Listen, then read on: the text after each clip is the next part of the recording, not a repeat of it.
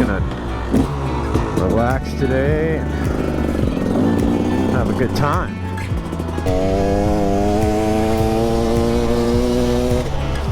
This kind of gets a little tricky here sometimes. Other times it doesn't. Like that time. Oh! And I went over the handlebars. Well, what's going on, everybody? I am out here at Gem County Cycle Park, riding for the first time in probably over a month. The last time I was up here, I had a flat tire, like right in the beginning, and so I finally changed my flat tire, put on some new grips, new handguards, new lever, brand new pipe. Yeah, I probably shouldn't tell anybody how I got the money. It'd be kind of sad, but a while back I sold my kids' go-kart with the intentions to buy a quad for them. And something happened and I didn't, and I bought some motorcycle stuff. So, whoopsie. No, that is actually what happened, but I wasn't able to get quads anywhere because of the whole COVID thing, and the shipping from China was gone, so I wasn't able to get anything. So anyway, I got some new motorcycle stuff. Oh, and I got some new gloves too. Check those out. 100%. What? I really like them so far.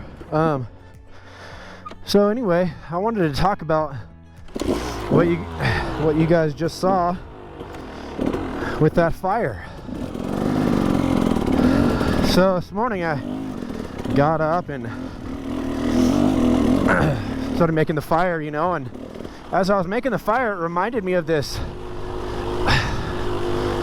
story or something somebody told me. It was a long time ago, and I don't really remember it, what exactly, who said it, how it happened, but I remember the story was about fire. And so one of the things that I've kind of been dealing with lately is just I've been sick for well, okay, let's scoot back a little bit. For 3 months or so, I've been meeting with my best friend Josh, and we've been meeting once a week. We've been praying together, just having some really deep fellowship, just keeping each other accountable. Josh is helping me with Soteria and you know, this YouTube channel, and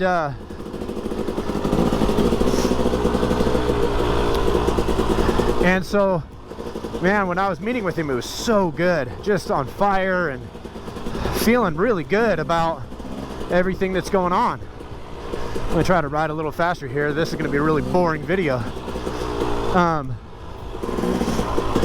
So, you know, we did that for about 3 months. Sometimes we meet twice a week, sometimes less, sometimes more, but we always met at least once a week. Well, my family came into town for a whole week, so I didn't meet with them. And then at the end of that week, I started getting sick, so I didn't meet with him. And I didn't ever start feeling better till, man, today, really, and it's been almost 4 weeks. So I noticed that my attitude just went to crap, and I didn't even really understand why. I just knew that I was in a bad mood. I felt like Satan had all kinds of control over my mind and was just giving me lies that just were stupid. And so I just didn't really know what was going on. And last night, sorry, 2 nights ago, I finally was able to meet with Josh, and I just told him what was going on. And you know what? Josh didn't give me any really like huge advice. He didn't really, you know, massive words of wisdom, even though he is full of wisdom. But I walked away from our our meeting just feeling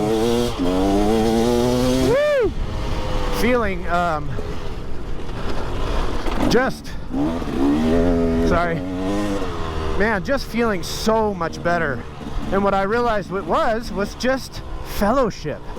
It was just being with a brother, venting what is going on, and having him hear me, having him listen, and just feeling like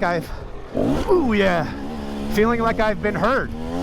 So the analogy with the coal was, if you look at the fire, all the coals that are together, that is the church together.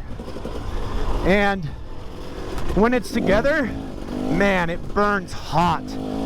It's unstoppable, and anything that comes in there is gonna light on fire, right? When the church is operating the way it should. And I took that coal out to represent myself. And it was interesting to watch the coal die out quickly, and to watch it just lose all its heat. Man, I hope you guys can hear me with this wind. It's windy.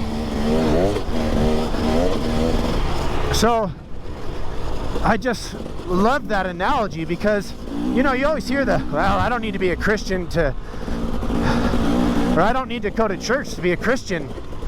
Man, and while I totally agree with that, I don't think you need to go to church to be a Christian.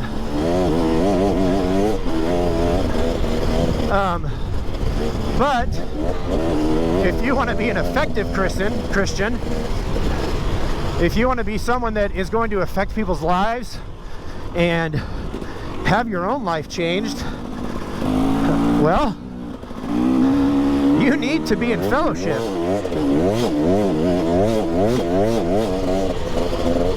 Like, you just need to be. And that analogy with the coal is a perfect one, because I was at a fellowship.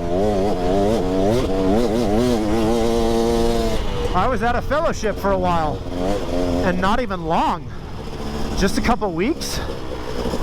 And in just a couple weeks, how fast I began to believe some lies about my job and the things that I'm trying to do, my marriage. Is crazy. So if you find yourself,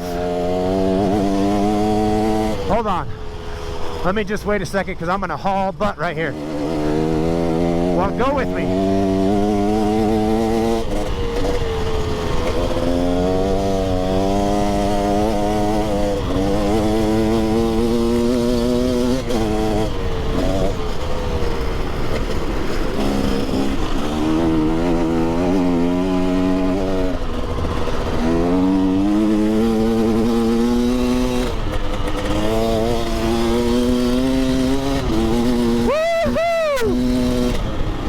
My bike has sounded funny.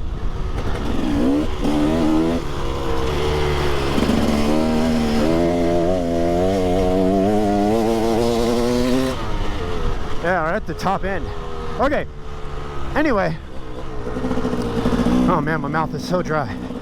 Anyway, if you find yourself in a place where you are just lost, desperate, feeling super hopeless, then my question is to you, are you in fellowship? And what I mean by fellowship is not necessarily going to church, because there are many people going to church who are not in fellowship. What I mean by fellowship is, do you have someone in your life? Do you have someone in your life that holds you accountable? Not necessarily even holding you accountable, but just someone you can be purely honest with that won't judge you. Because if you don't, I guarantee that's probably the reason, or one of the reasons that's hindering your growth and your walk.